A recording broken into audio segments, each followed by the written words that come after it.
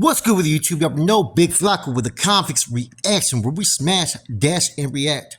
Please hit the like, subscribe, comment, do all those things to help support this channel, and hit that bell notification for future fire reactions. Man, first and foremost, I want to address something before we get into this video, man. This is a reaction channel. What I decide to do and put up on here from time to time in my reactions is what I decide, what I choose.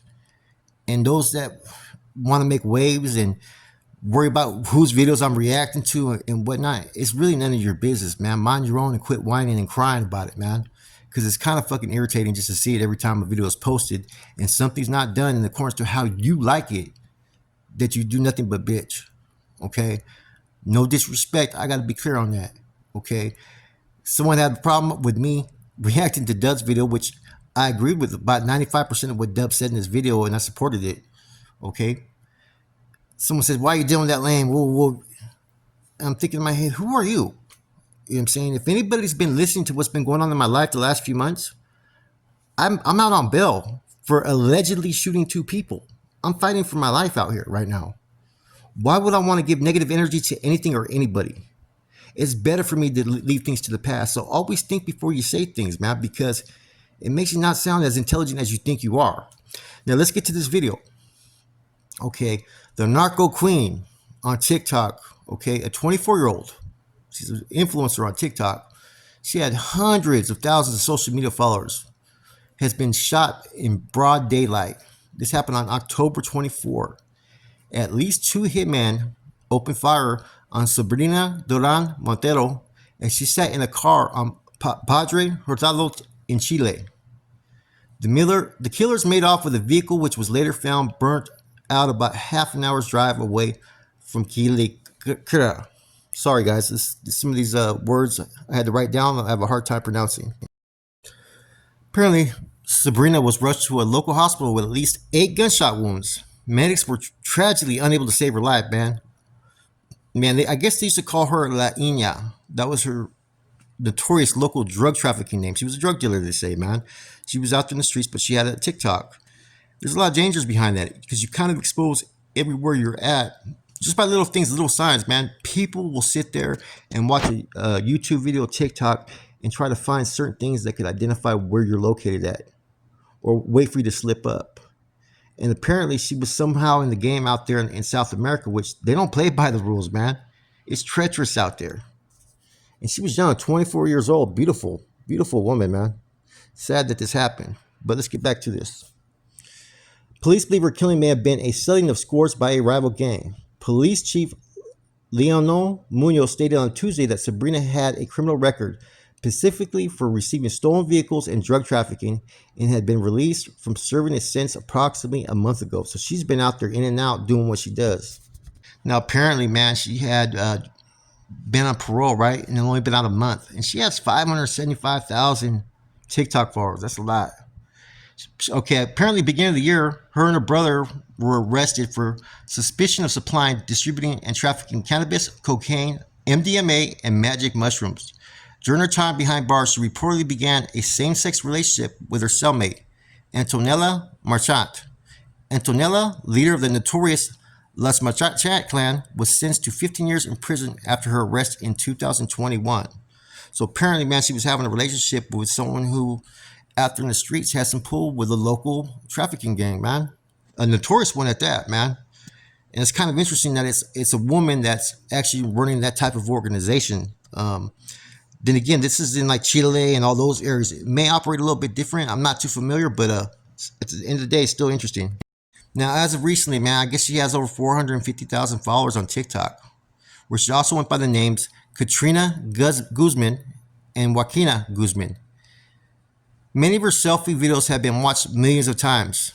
The hitmen were still at large at the time of the reporting. Now, apparently there's a video I'm going to show you guys, man, that shows what happened and went down, man. And man, it's just sad that, you know what, man, we're lucky sometimes that we live in the United States sometimes, and sometimes we don't take for granted the luxuries that we have here. Yeah, not everything's perfect. There's some fucked up shit going on out here, man.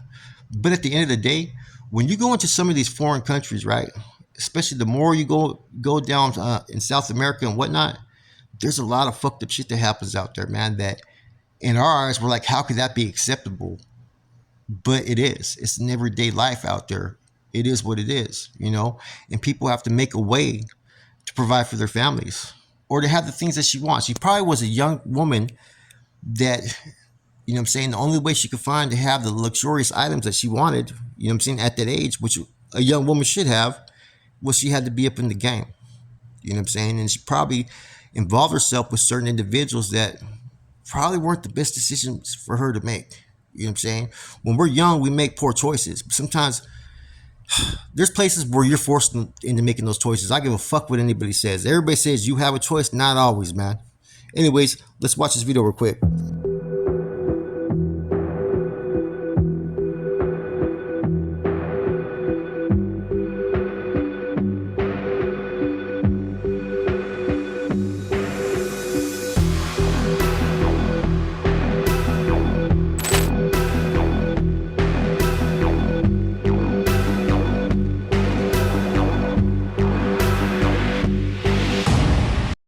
I told you, man. Very treacherous environment, man. You know what I'm saying? They took a young female out, man. But it doesn't surprise me. I don't know what she was discussing on her channel. Maybe she discussed too much. Maybe this was a rival hit because of the things she was doing. But she was an easy target, man. She put herself out there, man. Um, there's more to the video. I just paused it real quick, man, just for so I don't get flagged. Just tap in more to it.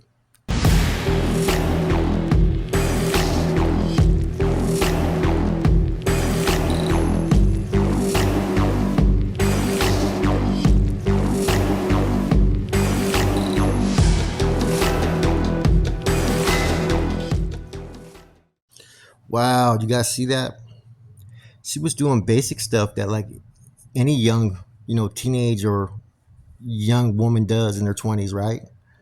She had one child as well, man. And I hate anytime I hear about a woman having her life took.